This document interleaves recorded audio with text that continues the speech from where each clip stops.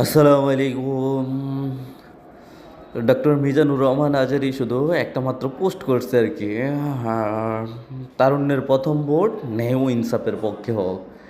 কিন্তু আমি দেখতেছি এটাতে অনেক অনেক ভিডিও বানাইতেছে, একটা দল জৈল্লা পুরা মরে যাইতেছে। ন্যায় ইনসাফ বলতে মিজানুর রহমান আজারি নাকি জামাত শিবিরকে বুঝাইছে, বুঝতেছি না ওদের এত জলে খেন, সেটাই আমি জানি না।